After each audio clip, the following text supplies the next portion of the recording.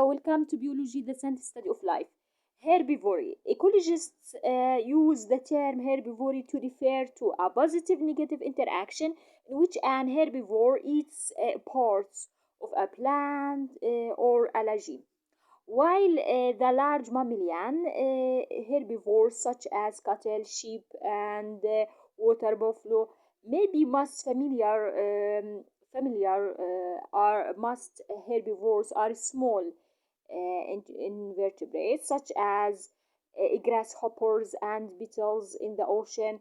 Herbivores include snails, sea urchins, and some tropical fishes such as the surgeonfish. Like predators, herbivores have specialized adaptations.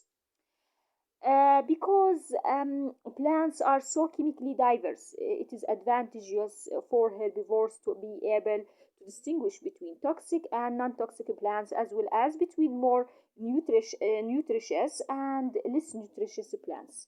Many herbivores insects have chemical sensors on their feet that recognize appropriate food plants. Some mammalian herbivores, such as goats, as their sense of smell to examine plants, rejecting some and eating others. In some cases, they eat just a specific part of a plant, such as the flowers. Many herbivores also have specialized teeth to digestive systems adapted for processing vegetation. Unlike pre-animals, of course, plants cannot run away to avoid being eaten. Instead, plants main arsenal against herbivores includes chemical toxins, often in combination by spines and thorns. Among the plant compounds that serve as chemical weapons are the poison strychnine produced by the tropical vine Trichonos toxifera, nicotine from the tobacco plants, that tannins from a variety of plant species, compounds that are not toxic in humans but may be distasteful to many herbivores, are responsible for the familiar favors of cinnamon, cloves, and peppermint. Certain plants produce chemicals that cause abnormal development in some insects that eat them. Parasitism is a positive-negative symbiotic interaction in which one organism, the parasite, derives its nourishment from another organism's its host, which is harmed in the process. This text adapted to the most general definition of symbiosis as an interaction in which two organisms of different species live together in direct contact, including parasitism, mutualism, and commensalism. However, some biologists use symbiosis more specifically as a synonym for mutualism.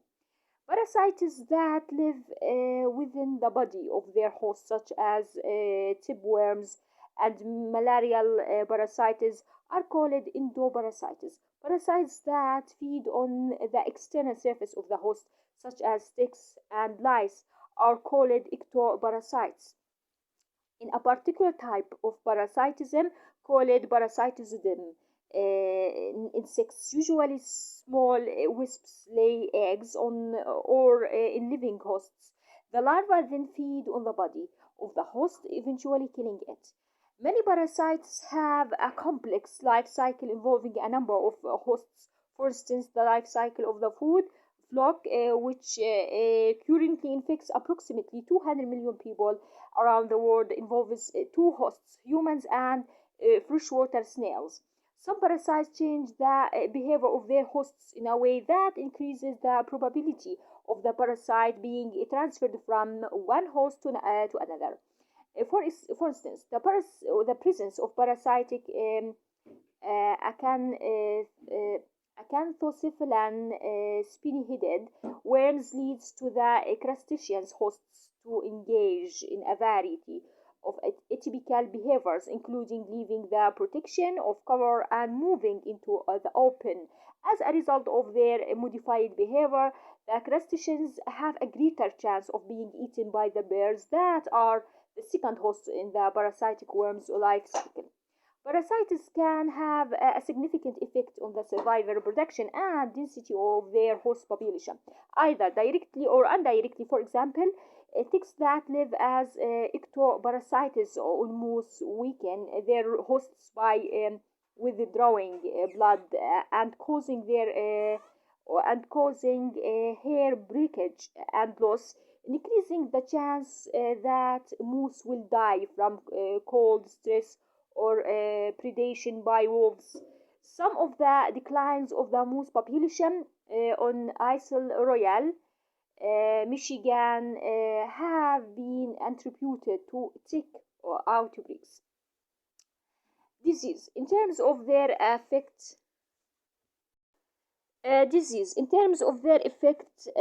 on host organisms, pathogens or disease-causing agents are similar to parasites. Positive, negative pathogens are typically bacteria, viruses, or protists, but fungi and virions and protein bodies may also be pathogenic, in contrast to many parasites, which are relatively large multicellular organisms. Most pathogens are microscopic. Further, while most parasites cause non-lethal damage to their hosts by proliferating nutrients, for example, many pathogens inflict lethal harm. Despite the potential of pathogenic organisms to limit populations, pathogens have been the subject of relatively few ecological studies. This imbalance is now being addressed as dramatic events highlight the ecological importance of disease. One such event was the appearance of sudden oak death, a tree disease caused by a fungus-like protestant pathogen called Phytophthora Phytophthora by 224. Sudden oak death had spread 650 km from where it was first discovered in marine quantity. California in 1994, in one decade, the disease killed tens of thousands of oaks of several species from the central California coast to southern Oregon, and the process changed the structure of the affected forest communities. Animal population also tend to decline in the effect of disease epidemics from 1999 to 2024. The mosquito-transmitted West Nile virus spread from New York to 46 other states, killing hundreds of thousands of bears as it moved across the United States.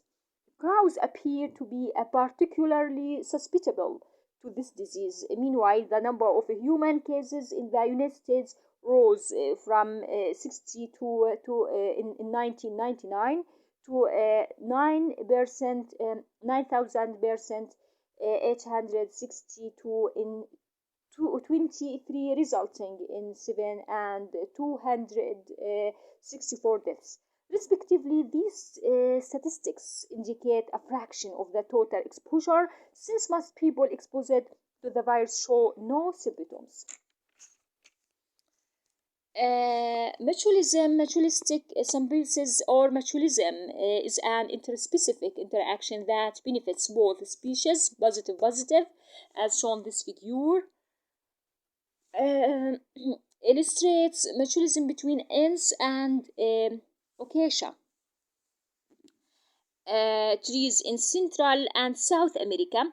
We have described many other examples of mutualism in previous chapters. Nitrogen fixation by bacteria in the root nodules of legumes, the digestion of cellulose by microorganisms in the digestive systems of termites and ruminants and mammals, photosynthesis by unicellular algae in the tissues of corals, and the exchange of nutrients in mycorrhiza, the association of fungi and the roots of plants. Mutualistic relationships sometimes involve the evolution of related adaptations in both species, which change in either species likely to affect the survival and reproduction of the other. For example, most flowering plants have adaptations such as fruit or nectar that attract animals that function in pollination or seed dispersal. The hypothesis is that natural selection might favor evolution of such adaptations because by sacrificing organic materials such as nectar rather than pollen or seeds to a consumer, the plant loses fewer gametes and thereby increases its relative reproduction success. In turn, many animals have adaptations that help them find and consume nectar. Commensalism is defined as an interaction between species that benefits one of the species but neither harm nor helps the other. Positive zero. Commensal interactions have been difficult to document in nature because any close association between species likely affects both species, if only slightly. For instance, hitchhiking species such as algae that grow on the shells of aquatic turtles or barnacles that attach to whales or sometimes considered commensal. The hitchhikers gain access to a substrate while seeming to have little effect on their ride. However, the hitchhikers may in fact slightly decrease the reproductive success of their hosts by reducing the host's efficiency of movement in searching for food or escaping from predators. Conversely, the hitchhikers may provide a benefit in the form of camouflage.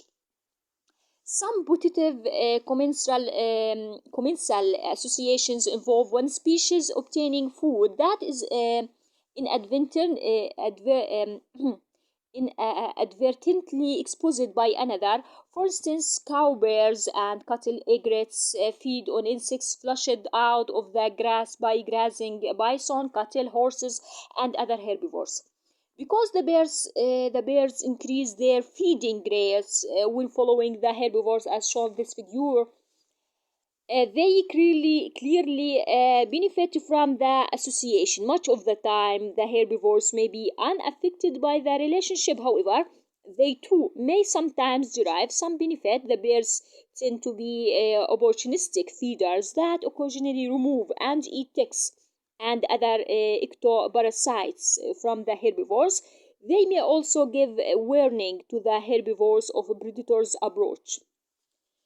Interspecific interactions and adaptations. We discussed the concept of co-evolution, reciprocal evolutionary adaptations of two acting species. A change in one species acts as a selective force on another. A species whose adaptation in turn acts as a selective force on the first species. This linkage of adaptations requires that genetic change in one of the interacting populations of the two species be tied to genetic change in the other population. An example of such dual adaptation that probably qualifies as co-evolution in the gene for gene recognition between a plant species and species of a virulent pathogen. In contrast, the aposematic coloration of various tree frogs and the corresponding aversion reactions of various predators do not qualify as co-evolution because these are adaptation to multiple species in the community rather than coupled genetic changes in just two interaction species. In fact, the term co-evolution may often be used too loosely in describing the adaptations of certain organisms to presence of their organisms in a community. There is little evidence for true co-evolution in most cases of interspecific interactions. Nevertheless, the more generalized adaptation of organisms to other organisms in their environment is a fundamental characteristic of life at present. Much evidence seems to indicate that competition and predation are the key processes driving community dynamics, but this conclusion is based mainly on research in temperate communities for fewer data exists for interspecific interactions in tropical communities. In addition, the hypothesis that competition and predation control community structure is being challenged by ecologists exploring the influences of parasitism, disease, mutualism, and commensalism in community.